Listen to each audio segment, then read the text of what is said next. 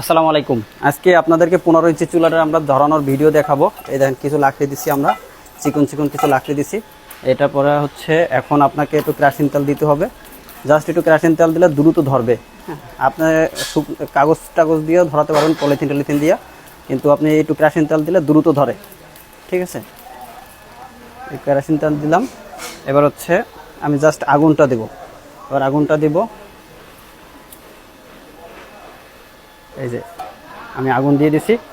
এবার আমি হচ্ছে আপনার একটু পাওয়ার বাড়াই দেবো, কারেন্টের লাইন দিব। ঠিক, এখন হচ্ছে আমার আগুন ধরে গেছে প্রায়, হ্যাঁ ধরে গেছে। এখন আমি মোটা মোটা লাকড়ি দেবো। এটা জাস্ট আপনার ধরাতে সর্বোচ্চ 2 থেকে 3 মিনিট সময় লাগবে।